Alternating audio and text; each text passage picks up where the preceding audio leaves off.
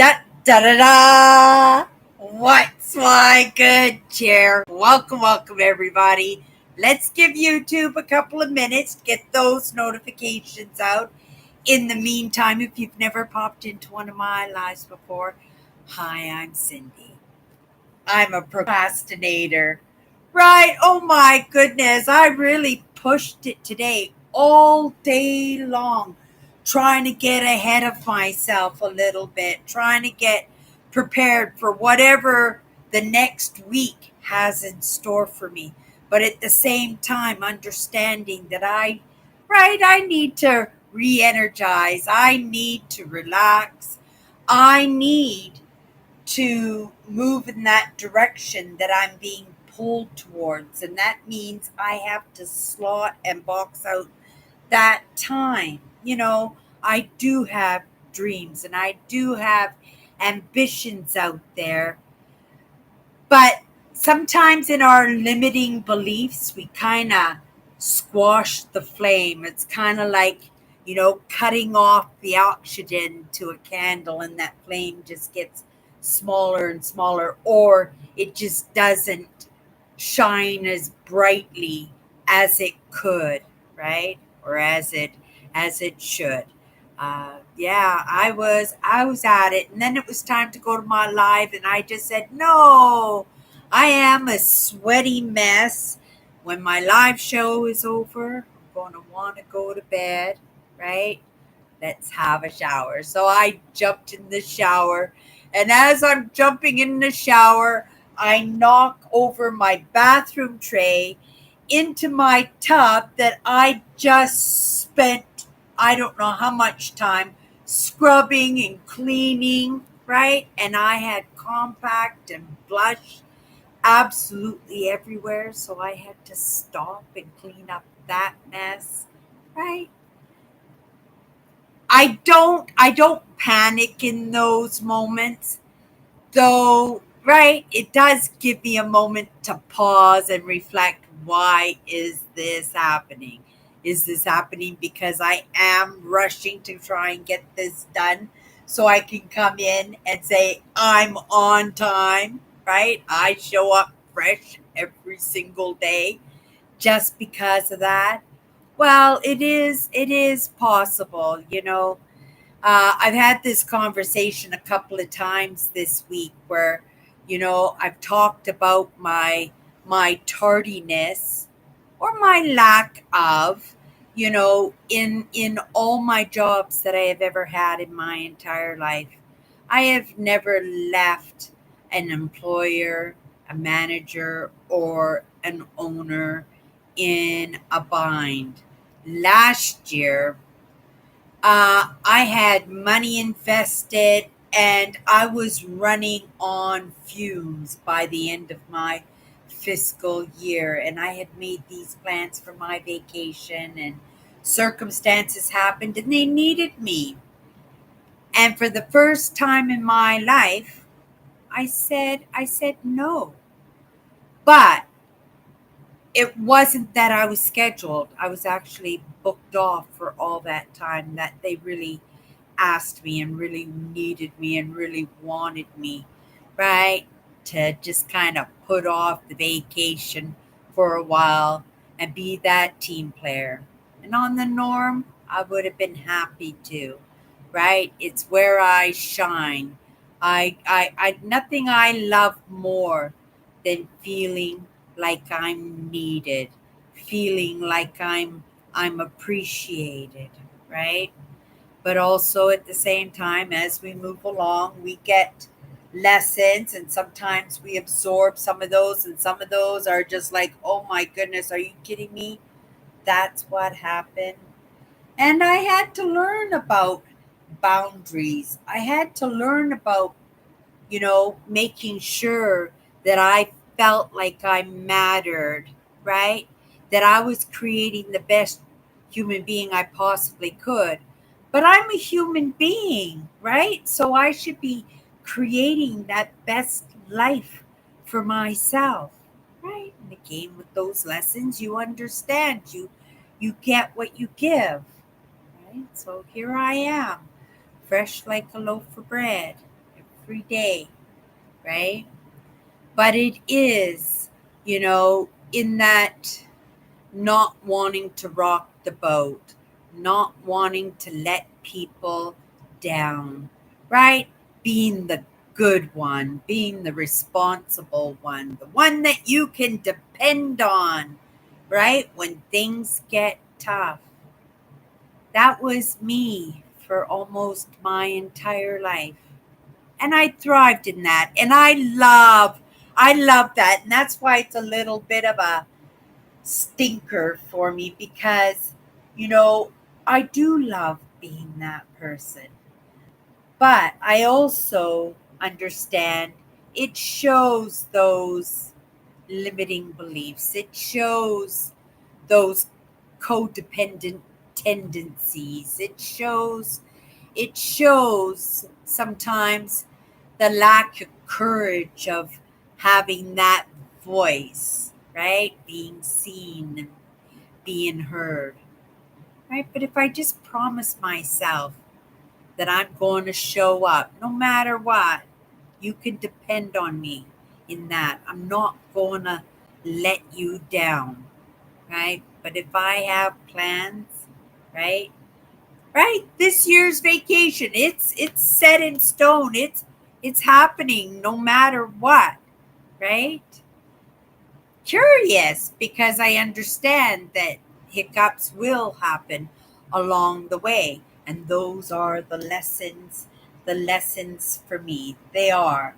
And sometimes, right, we have to accept that in that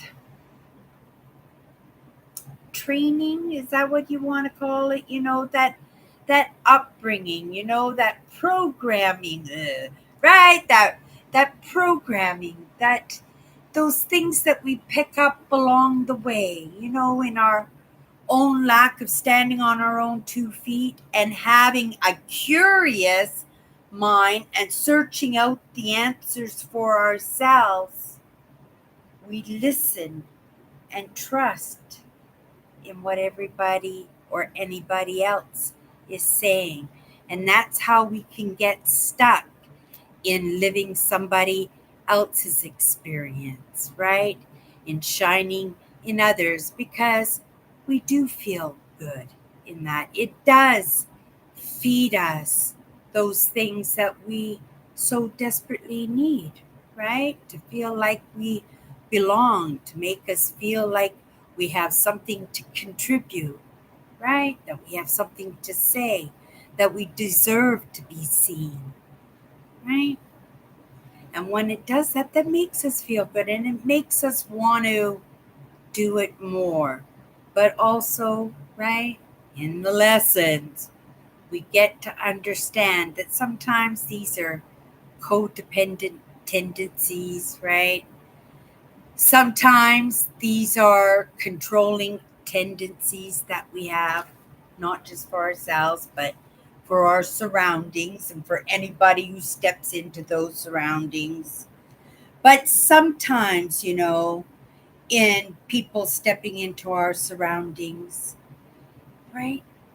It's it's it's the difficulties and it's the influence in that trips us up, and it tricks us sometimes into letting down those walls. And I don't like to say tricks us because we should be constantly practicing letting down those walls. I think we are meant to be soft, and I think some of us have been woken up to different ideas because possibly we were hardening up a little bit because we needed those lessons in, right, boundaries, and those lessons in recognizing that we mattered, right, that we had something to contribute, that we were worthy of being seen and being heard, or just the matter of being worthy at all in anything, right? So it's in our curiosity that we can resolve so many of these issues. right? And when I say curiosity, right, we all have that curious mind. All you have to do is go back to those difficult moments when you screamed, "Why me?" Right? Right? Or not again. How could this have happened again? Right? How could I have failed myself again? Right? You're asking those questions, right? Because you're curious as to why is this always happening? Right? Or, right, when you look out into the world and you see things going so easily for other people, and for you it's just mog, right? I call it mogmire, right? You just to try and get this far when other people just, right, kind of like wiggle their nose and bewitch, and the next thing you know, things appear, right? The dazzle and maze is there. The resolve to all the problems is, right, taken care of. And then that discourages us, right? But it is in our choices. And so when we talk about curiosity, right? What was that saying? Curiosity, curiosity.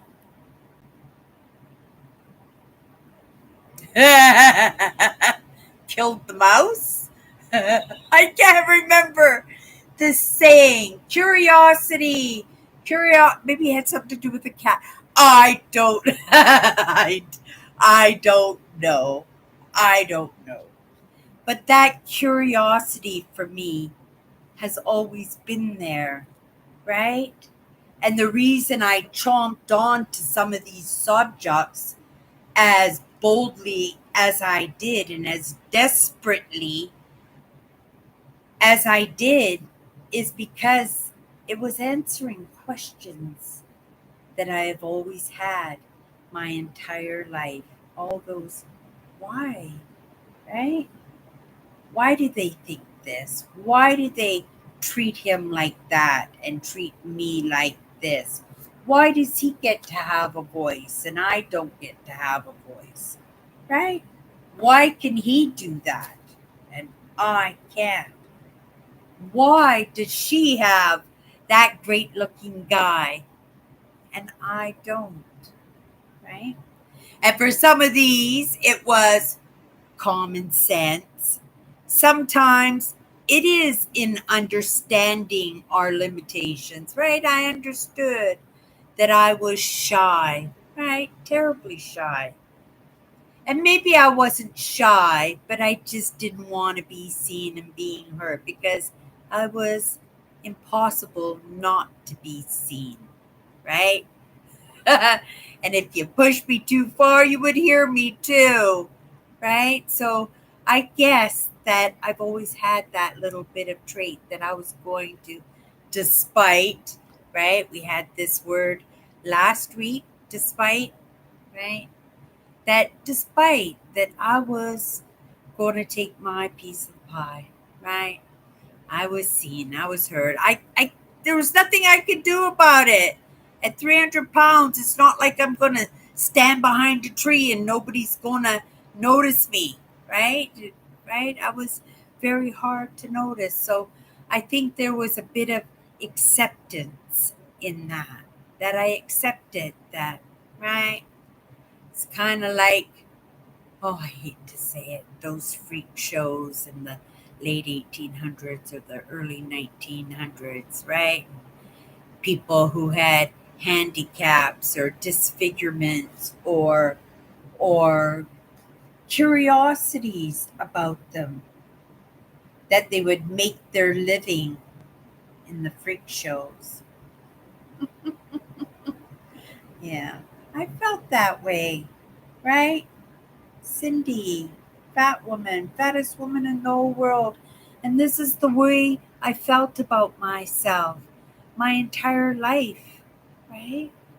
And I used to ask myself those questions all the time and not get any answers. So my curiosity, when I started getting some answers, right?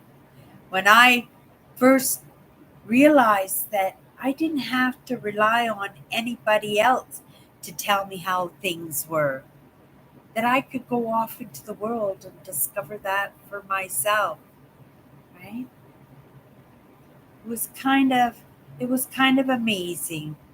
It was life changing, literally, and some things led into life changing because again, as you take in the lessons and as you move forward and as you have experiences and conversations and you absorb things a little bit better, right?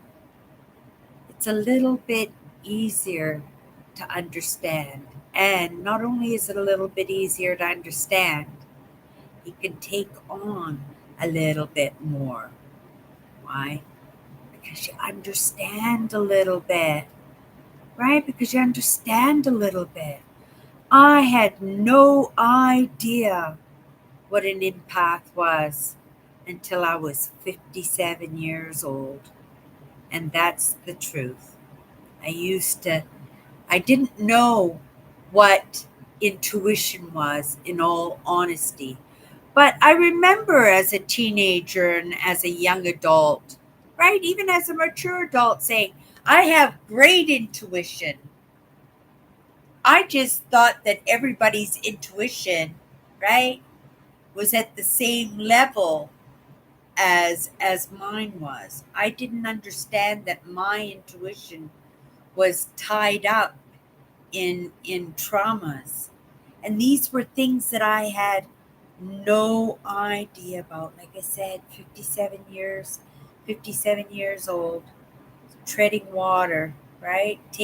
Taking in the lessons, making that movement, right? Right? Not even knowing if I'm going to accomplish anything significant in the time that I have left, but I'm doing it. I'm doing it anyway. Why? Because those questions are being answered for me, right? Those whys, right?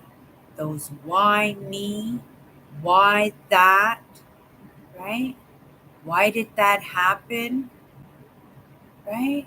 What could I have done differently? And all the answers were right there all the time, right?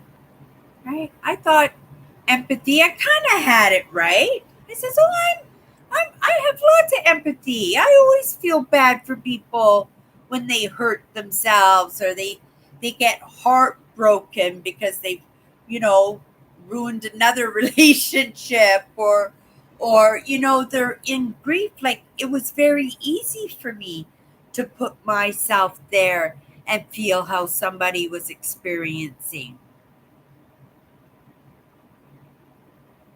But I didn't know what an empath was.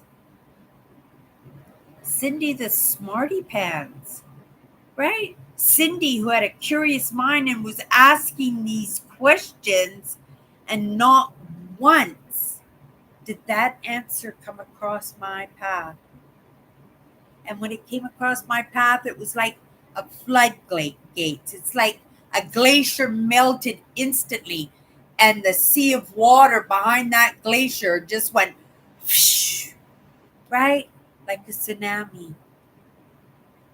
And I was just washed over by, well, the ridiculousness of my lack of understanding, because that word empath would have answered so many questions for me. It would have set me on this path decades ago. But in the lessons, I understand things come across our paths when they're meant to come across our paths. And that's the truth. It was too ridiculous that I didn't have an understanding of some of these terminologies that were so wrapped up in those questions in my curiosity as to why, right? For it not to come across my path, right? Sometimes it's not the frequency, right? Like the speed frequency. Maybe sometimes it's in that slowness, right?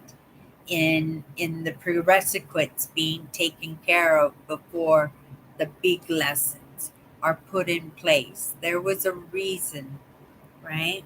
And my curious mind, right, is questioning that and has been questioning that since I'm 57 years old. I'm 62. I'm going to be 63 years old, you guys, this year. 63. 63. Going to be 63 years old this year. What else don't I know? Come to learn quite a bit, right? But I'm pedaling, right? I'm pedaling that water. I'm taking in the lessons. And I think for the most part, right, I'm doing okay. I'm doing okay, right? And that is the truth. Things come across your path for a reason. They come across your path in the perfect moments. And when they do, like I said, it's going to be like a floodgates. And it's just going to wash over you, right?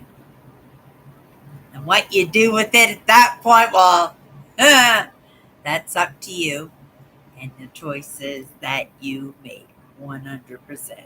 I love choices. Okay, you guys, that's my good chair. We'll see each other tomorrow.